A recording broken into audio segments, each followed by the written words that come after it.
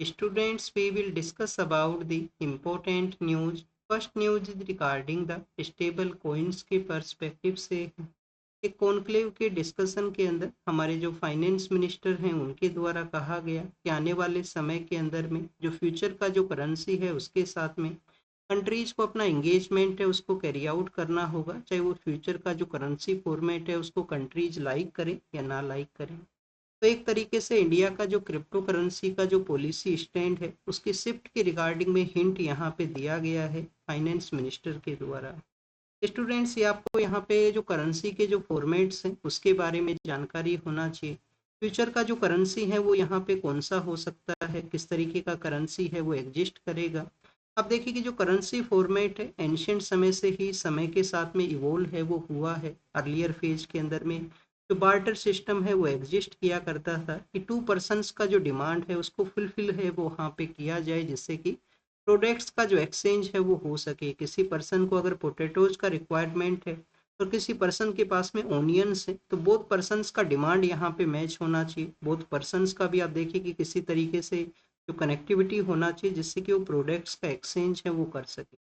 Barter system के next page के अंदर में जो कमोडिटी मनी है वो वहाँ पे एग्जिस्टेंस में आता है। ये आपको पता होना चाहिए। मनी मनी जो प्रोसेस है, करेंसी जो प्रोसेस है उसके इवोल्यूशन के रिगार्डिंग में कमोडिटी मनी के नेक्स्ट पेज के अंदर में आपको जो मेटेलिक कॉइन्स हैं वो आपको मिलेंगे। मेटेलिक कॉइन्स के रिगार्डिंग में यूपीएससी क्वेश्चंस पूछ लेता है कि हमारे यहाँ पे कौन से ऐसे किंग्स हैं जिनके द्वारा फर्स्ट टाइम जो गोल्ड कॉइन है उसको इश्यू किया गया था, या कुषाण किंग्स हैं वो फर्स्ट यहाँ पे रूलर्स हैं जिनके द्वारा गोल्ड किंग को इश्यू किया गया। ये आपका होमवर्क है जो आपको कमेंट सेक्शन के अंदर में बताना है।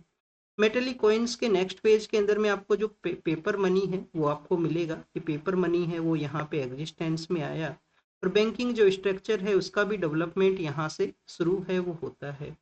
फिर पेपर मनी के नेक्स्ट पेज में आप देखिए कि फियाट मनी है ये आपको मिलेगा जो कि यूएस के द्वारा 1971 के समय में जिसको और बेसिकली इश्यू है वो किया गया था।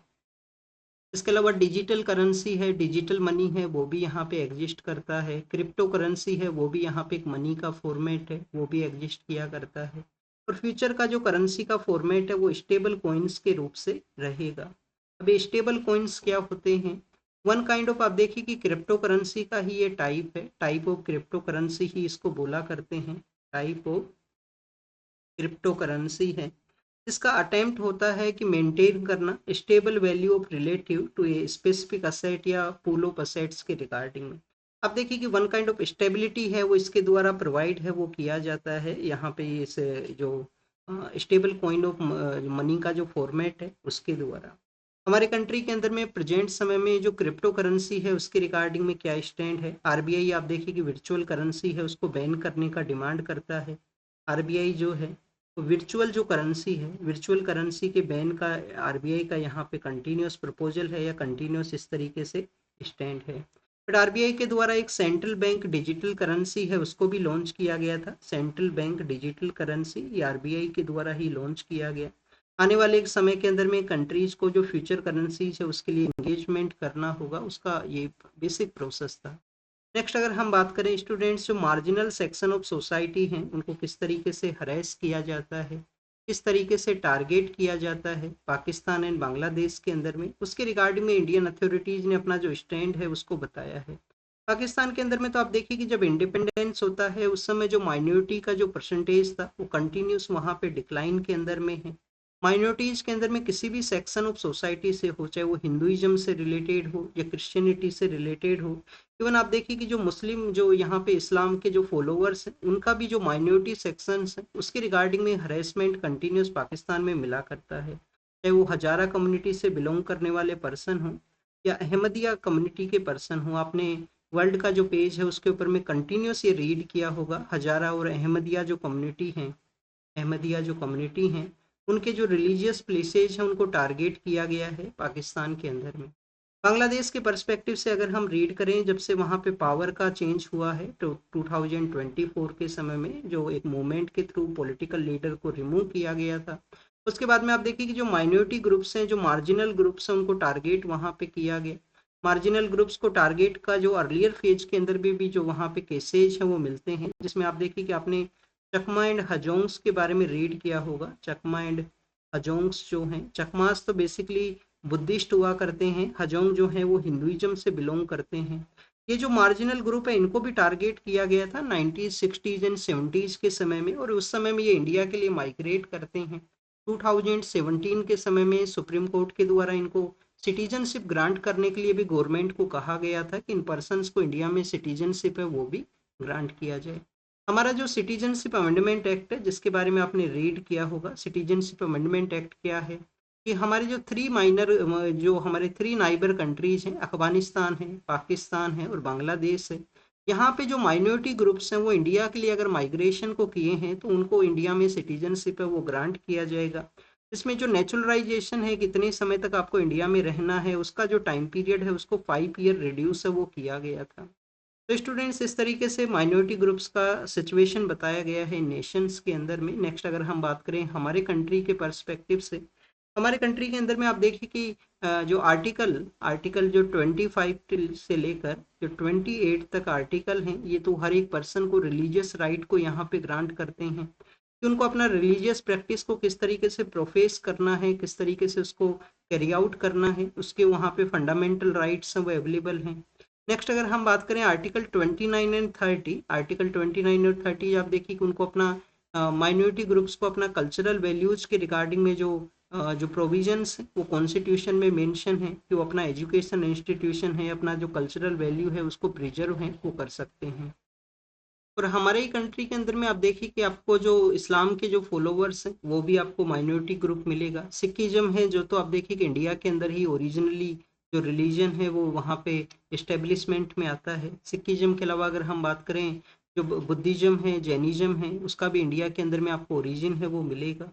वर्ल्ड वॉर सेकंड के समय जो जूइस जो पर्सन्स थे उनको जो टारगेट किया गया था, उस समय भी काफ़ी सारे लोग इंडिया के लिए माइग्रेट करते हैं और वासुदेव कुटुंबकम का जो फिलोसफी है वो हम कैरी आउट करते हैं। वासुदेव कुटुंबकम का जो फिलोसफी है वो क्या है कि जो कंप्लीट अर्थ है वो एक ही फैमिली का पार्ट है। नेक्स्ट अगर हम बात करें स्टूडेंट्स, यहाँ पे लद्दाख के अंदर में जो क्लाइमेट एक्टिविस्ट थे सोनम वांगचू को जो डिटेंड किया गया preventive detention national security act के थ्रू। अब यहाँ पे जो बेसिक आप देखिए कि उनका जो फैमिली मेंबर है, उनका जो वाइफ है, उनके द्वारा सुप्रीम कोर्ट के अंदर में एक पेटिशन फाइल किया गया है। पेटिशन तो क्या फाइल किया गया है, रिट फाइल किया गया है। रिट है, रिट कौन से आर्टिकल के अंदर में ये मेंशन है, आर्टिकल 32 के अंदर में डिफरेंट काइंड ऑफ रिट्स हैं। वन काइंड ऑफ रिट है हेबियस कॉर्पस।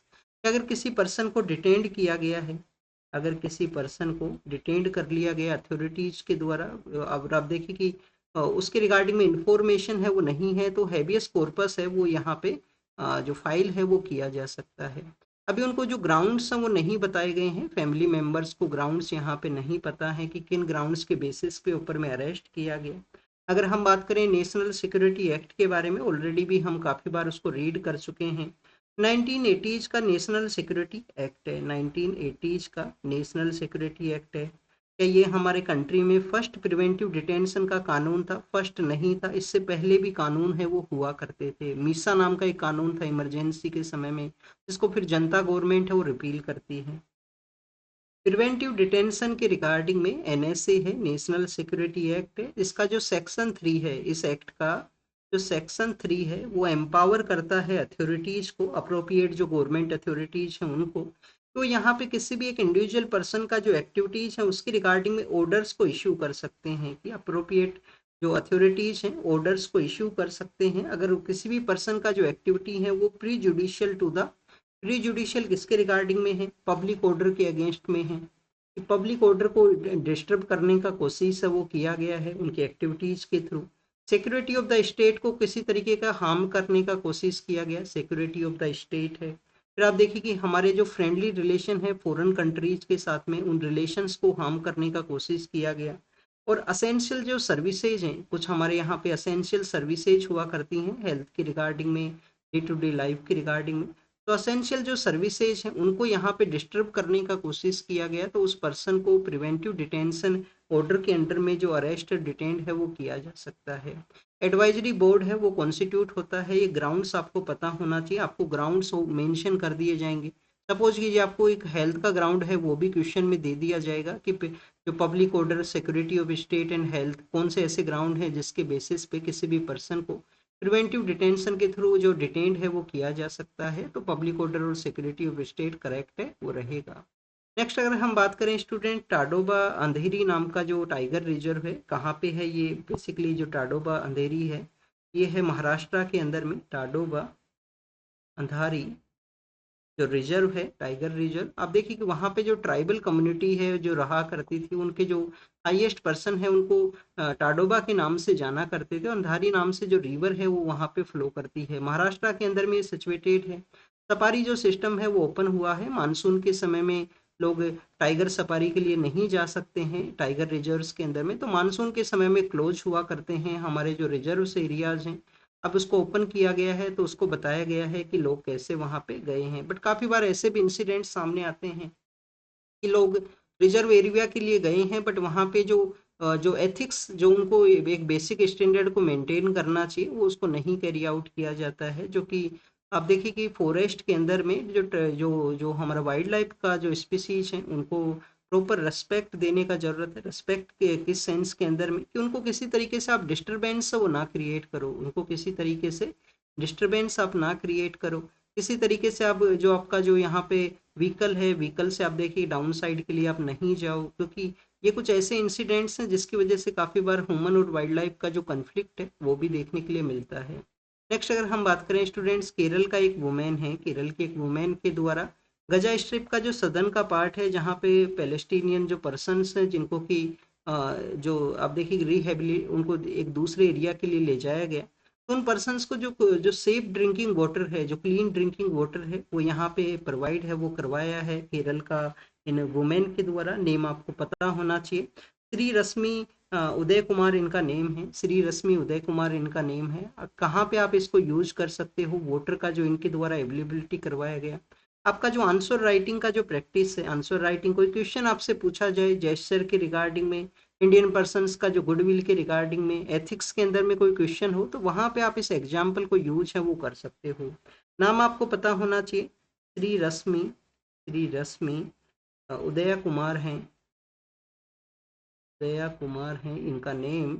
और पैलेस्टीनियन पर्सन्स ने अपने जो कार्ड्स हैं उनके ऊपर इनका नेम शो किया है, थैंक यू इनको बोला है। केरल से बिलोंग करने वाले पर्सनैलिटी हैं जिन्होंने इस तरीके से एक ह्यूमैनिटी के रिगार्डिंग में वर्क को कैरी आउट किया। नेक्स्ट अगर हम बात करें स्टूडेंट्स, करूर के यहाँ पे जो स्टीम पीड का सिचुएशन हुआ था, उसी के रिगार्डिंग में मद्रास हाई कोर्ट ने एक एक एक एसआईटी है उसको कॉन्स्टिट्यूट किया है। अब आप देखिए कि ऑलरेडी हम उन पॉइंट्स को रीड कर चुके हैं। स्टीम पीड का सिचुएशन क्यों होता है, कायोस का सिचुएशन में, कायोस का सिचुएशन के अंदर में आप देखिए कि जो पैनिक सिचुएशन क्रिएट होना, मार्जिनल जो पर्सन्स हैं, वुमेन्स हैं, चिल्ड्रंस हैं, सीनियर सिटीजन्स हैं, उनको मेजरली इसमें इम्पैक्ट होता है। और एक जो कायोस एंड पैनिक सिचुएशन है, वही यहाँ पे जो मोर डैमेज है उसको कैरी आउट करता है। प्रॉपर प्लानिंग ना किया जाए किसी भी मीटिंग के रिगार्डिंग में, लैक ऑफ सिक्योरिटी वहाँ पे हो, लैक ऑफ एंट्री गेट और एग्जिट गेट्स का जो नंबर्स हैं वो प्रॉपर ना हो, और जो पब्लिक का जो गैदरिंग है उसका भी प्रॉपर रेगुलेशन है वो ना हो, तो ऐसे इंसिडेंट्स हैं वो मिला करते हैं। नेक्स्ट अगर हम बात करें स्टूडेंट्स, कल ही हमने न्यूज़पेपर में रीड किया था कि हमारे यहाँ पे जो प्राइवेट इन्वेस्टमेंट है वो इंक्रीज हुआ है। तो बेसिकली आप देखिए कि प्राइवेट इन्वेस्टमेंट तो इंक्रीज हुआ है, इसमें कोई डाउट नहीं है, जो कि यहाँ पे एस्टिमेशन में बताया गया। बट स्टूडेंट्स, इसके अंदर में जो फॉरेन फर्म्स हैं, जो बाहर का जो कंपनीज हैं, क्या उनका भी इन्वेस्टमेंट आया है कि इस प्राइवेट इन्वेस्टमेंट के अंदर में? तो फॉरेन जो फर्म्स हैं उनका नंबर्स कंटिन्यूस डिक्लाइनिंग के अंदर में है। कुछ दिनों पहले हमने एफआईआई के बारे में रीड किया था कि उनका भी जो विड्रोवल है लास्ट 3 मंथ से कंटिन्यूस है, कि वो अपने इंडियन मार्केट से वो विड्रोवल को कैरी आउट करते हैं। यूएस अथॉरिटीज़ के जो डिसीजन हैं उनके द्वारा इंडियन जो इंडिया को एज ए इन्वेस्टमेंट जो डेस्टिनेशन हुआ करता था, उसके कॉन्फिडेंस के अंदर में लिटिल बिट आप देखिए कि सेकंड है वो हुआ है। फॉरेन फर्म्स का जो यहाँ पे इन्वेस्टमेंट है वो काफ़ी कम है। प्राइवेट सेक्टर का इन्वेस्टमेंट, इंडिया का डोमेस्टिक इंडस्ट्रीज हैं, डोमेस्टिक जो प्राइवेट ग्रुप्स हैं, उनका यहाँ पे इंक्रीज है वो हुआ है, जो कि एक एक्सपेक्टेड लाइन से काफ़ी ज़्यादा इंक्रीज हुआ।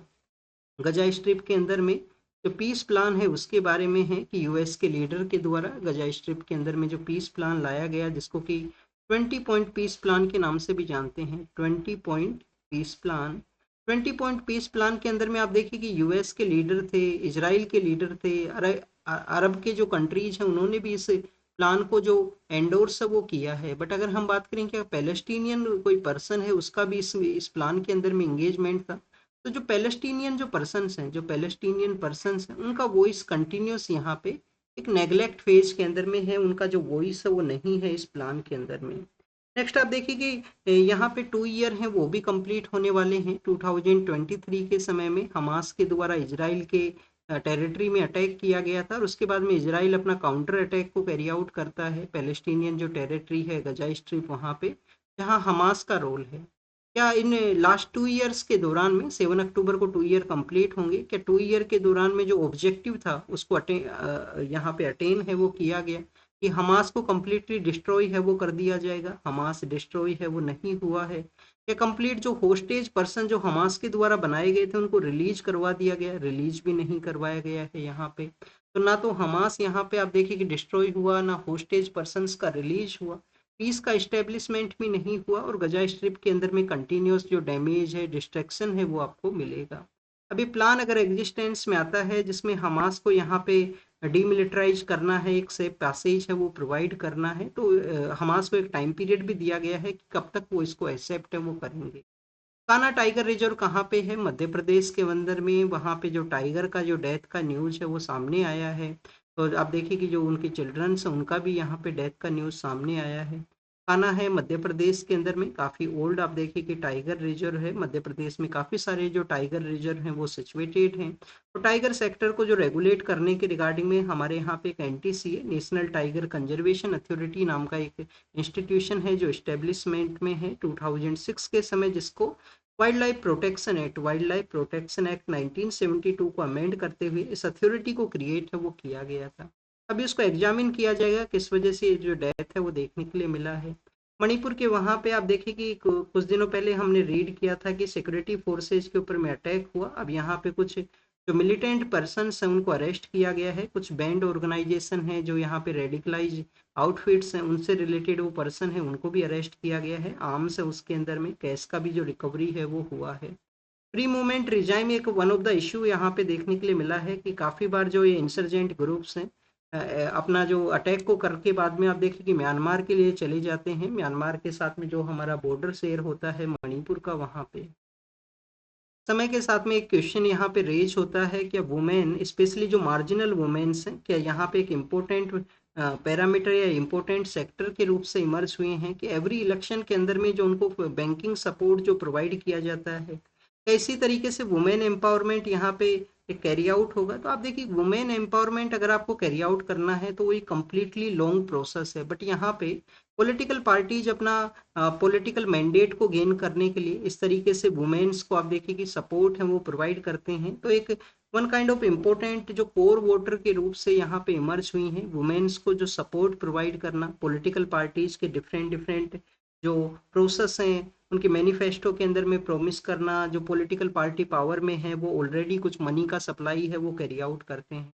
तो कभी कभी ये क्वेश्चन ये भी रेज करता है क्या फ्री एंड फेयर इलेक्शन है उसके रिगार्डिंग में किसी तरीके का एक कंसर्न तो नहीं है? इस तरीके से जो पार्टीज पावर में हैं जो यहाँ पे मनी का सप्लाई को कैरी आउट करते हैं। नेक्स्ट अगर हम बात करें कप सिरप का जो इंसिडेंट सामने आया था मध्य प्रदेश एंड राजस्थान के वहाँ पे, तो उनका उसका अलग अलग रिपोर्ट्स बताती हैं। एक रिपोर्ट वहाँ पे किसी भी तरीके का कंटामिनेशन नहीं है वो बताता है। एक रिपोर्ट बताता है कि एडल्ट्रेटेड जो वहाँ पे जो थिंग्स हैं उनको यूज किया गया है वो उसके अंदर में डिटेक्ट है वो हुई है। तो स्टूडेंट्स हमारा जो फार्मा सेक्टर है वो कंटिन्यूस आप देखिए कि यहाँ पे सेफ एंड सिक्योर होना चाहिए, क्योंकि फार्मास्यूटिकल सेक्टर में इंडिया ने काफ़ी अच्छा एक नेम है उसको यहाँ पे रेज किया है। पिछले लास्ट 2-3 ईयर्स के अंदर में काफ़ी सारे ऐसे केसेस सामने आए थे। एक श्रीलंका के वहाँ पे आई ड्रॉप के रिगार्डिंग में था। गेम्बिया नाम का जो कंट्री है जो कि वेस्टर्न पार्ट ऑफ अफ्रीका के अंदर में है, वहाँ पे भी एक इंसिडेंट है वो सामने आया था। तो फॉरेन कंट्रीज को जो हम सप्लाई करते हैं क्वालिटी ऑफ ड्रग के रिगार्डिंग में क्वेश्चंस हैं वो रेज होते हैं। एक इम्पोर्टेंट पर्सनैलिटी है उसके उनके नेम को आप यूज कर सकते हो अपने आंसर्स के अंदर में, दिनेश ठाकुर उनका नेम है। दिनेश ठाकुर वो पर्सनैलिटी हैं जो कंटिन्यूस इंडियन फार्मास्यूटिकल सेक्टर में एथिकल जो प्रैक्टिस हैं अनएथिकल प्रैक्टिस है उसके रिगार्डिंग में उनका वॉइस है वो हुआ करता है कि कैसे यहाँ पे उन प्रोडक्ट्स को यूज किया जाता है। इंडियन फार्मास्यूटिकल सेक्टर में कैसे यहाँ पे प्रॉपर रेगुलेशन है उसका ज़रूरत है। कोई भी लॉ है जो लीगल है, प्रेजेंट समय में कोई लॉ है वो लीगल है, तो उसका मतलब ये नहीं है कि वो करेक्ट है। कभी आप देखिए कि जो स्लेवरी है, वो स्लेवरी है वो भी लीगलिटी के रूप से हुआ करता था। कभी जो क्रिमिनल जो ट्राइब्स को यहाँ पे जो ब्रिटिश का जो लॉ है 1871 का, वो उनको रिकॉग्नाइज किया करता था। तो आप देखिए कि लीगलिटी एक यहाँ पे ग्राउंड नहीं हो सकता कि लॉ यहाँ पे करेक्ट है या नहीं है। लीगल आप देखिए कि किसी भी कंटेक्स्ट के रिगार्डिंग में हो सकता है, कभी उसको नल एंड जो वहाँ पे उसको आप देखिए रिमूव है वो किया जा सकता है अदर समय के अंदर में।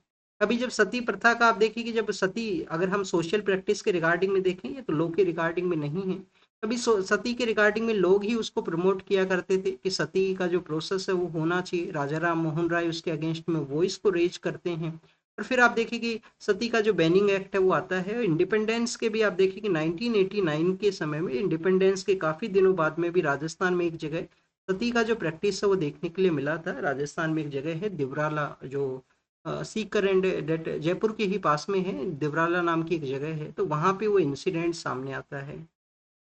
नेक्स्ट अगर हम बात करें स्टूडेंट्स, यहाँ पे यूके के रिगार्डिंग में है, एग्जाम के लिए नहीं इम्पोर्टेंट है। पाकिस्तान के जो लीडर हैं उन्होंने कहा है कि जो सऊदी और पाकिस्तान का जो मिलिट्री अलायंस हुआ है, यहाँ पे और भी काफ़ी सारे कंट्रीज इंटरेस्टेड हैं इस अलायंस के अंदर में एंटर करने की रिगार्डिंग में। और अगर ये आप देखिए कि एग्जिस्टेंस में आता है तो एक नाटो काइंड ऑफ जो नॉर्थ अटलांटिक ट्रीटी ऑर्गेनाइजेशन है, जिसमें एक कंट्री दूसरी कंट्री को डिफेंड करेगा किसी भी अटैक सिचुएशन के अंदर में। पाकिस्तान ओनली यहाँ पे जो इस्लामिक कंट्री है जिसके पास में जो न्यूक्लियर पावर है जो यहाँ पे प्रेजेंस है। तो आप देखिए और कंट्रीज हैं जो भी यहाँ पे न्यूक्लियर सपोर्ट के लिए अपने आप को एंटर है वो करना चाहेंगे इस एग्रीमेंट के अंदर में। रसिया के रिगार्डिंग में है कि रसिया के द्वारा कंटिन्यूस यूके के जो सैटेलाइट्स हैं उनको टारगेट किया गया, यूके के लीडर के द्वारा मेंशन किया गया। तालिबान के जो फॉरेन मिनिस्टर हैं जो कि रसिया के विजिट के लिए जाएंगे, रशियन जो लीडर हैं उनके साथ में डिस्कशन करेंगे। और स्टूडेंट्स, रशियन अटैक्स को देखते हुए पोलैंड के द्वारा भी नाटो का एक इनिशिएटिव था, नॉर्थ अटलांटिक ट्रीटी ऑर्गेनाइजेशन का एक इनिशिएटिव था कि जो पाइपलाइन नेटवर्क है, फ्यूल का जो पाइपलाइन नेटवर्क है, उसको भी पोलैंड के द्वारा ज्वाइन किया गया है रशियन अटैक्स को देखते हुए। गजा स्ट्रिप के रिगार्डिंग में हमास को कुछ समय का टाइम दिया गया है कि वो 20 पॉइंट जो प्लान है उसको ज्वाइन करें। अभी उनका डेडलाइन है, यहाँ पे उनके द्वारा इसको ज्वाइन किया जाएगा या नहीं किया जाएगा। This is all the information related to the today's newspaper. आप इसको रीड कीजिए, रिवाइज कीजिए, जो भी इंफॉर्मेशन आपको मिला है उसको नोट डाउन कीजिए। Thank you students, thank you very much.